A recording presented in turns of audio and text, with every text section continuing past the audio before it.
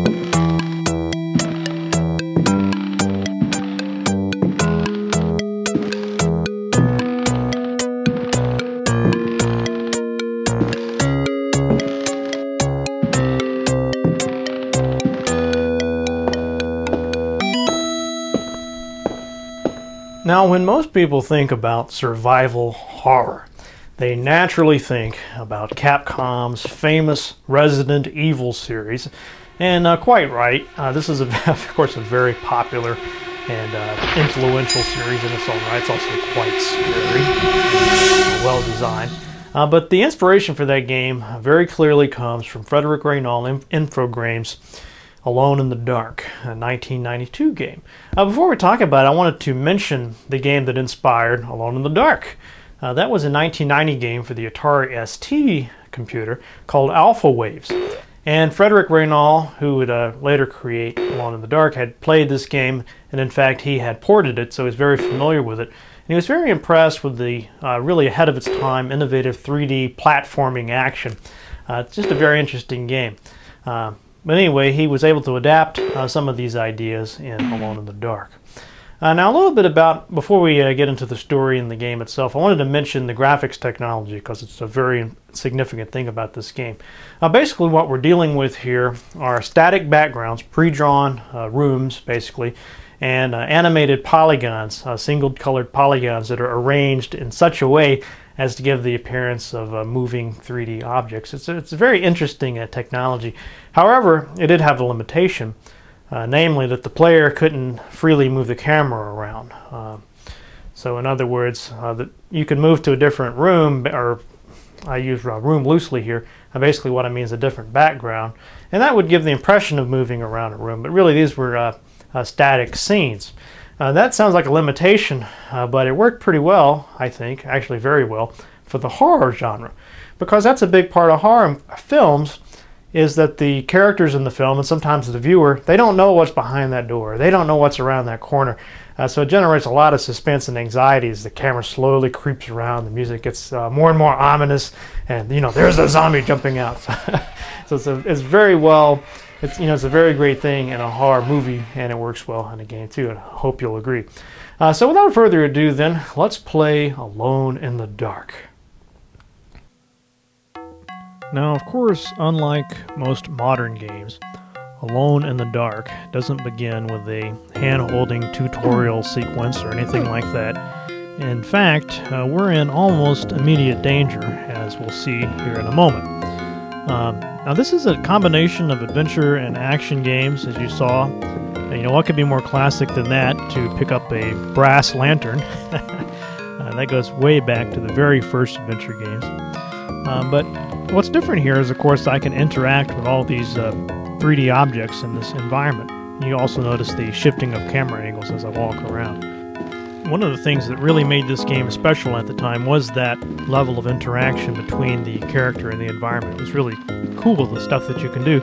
And it's even cooler that many of the game's puzzles involve precisely that type of interaction. Here's a shot of this menu screen that you have to activate in order to switch between actions like moving, or opening, searching, and fighting. It's a little bit cumbersome, but you get used to it. Alright, so what we see here, a monster is about to crash through the window. Now, since I don't have any weapons yet, I'm going to have to fight this thing with hitting and kicking, which unsurprisingly isn't going to go very well. But as we'll see in a minute, there is an easy way to avoid this battle. Now, after you've been killed by this thing a few times, you might think about pushing this wardrobe in front of the window to block the monster's entrance. You'll also notice a trap door there, and there's going to be a zombie pop out of that, and I can push that chest over it. So a lot of the really interesting aspects of this game, in my opinion, involve thinking about the rooms, thinking about the objects in the room, how to manipulate them to prevent monsters from getting to you. The story of this game is quite interesting, especially if you're a fan of H.P. Lovecraft, and if you're not, why not? One of the greatest horror authors of all time. Now, of course, progressing in the story is rather difficult because there's so many ways to die, and this is back in the era of adventure games when you were expected to die. You would die several times in one spot until you figured out how to get past the monster or obstacle, so I don't feel bad if you are frequently killed. Here's a classic example of what I'm talking about. If I were just to have walked down the center of that hall, I would have died. It's just that easy. If you look carefully, you'll notice the floor has some spots on it. But this game is full of those kinds of moments, and if you're really impatient, you probably won't enjoy that part of the game. Uh-oh, what do we have here? Here comes Mr. Zombie. I think it's time to introduce Mr. Zombie to my boomstick. I've been waiting to use this for some time now. Unfortunately, it takes a couple of shots to kill these guys, and ammunition is limited, so you're probably going to end up using a saber or even your hands and fists quite often. Now, I wanted to show you the 3DO version, which is quite a nice version. It has a fully digitized soundtrack. It handles very well with a 3DO controller. If you have a 3DO, I would certainly recommend this version. It's probably easier to get this up and running than it would be for you using DOSBox. Now, the next game in this series was, of course, Alone in the Dark 2, released a year later. And it's very similar, except that now we have this gangster pirate theme. It's a bit unusual, but in many ways it's quite comparable. Not as big of a hit as the first game, obviously. And then finally we have Alone in the Dark 3, which was 1994. And this time we have this Old West theme, so it's kind of interesting how they experimented with all these different genres. Of course, in all three there is still, of course, zombies to kill and supernatural elements. You can see just how far they were getting from that original formula. And that's all for this week's Match Chat. Hey, I hope you guys had a great Halloween. I'll see you next week, but I'll leave you with this parting thought. The most merciful thing in the world is is the inability of the human mind to correlate its contents. See you guys next week.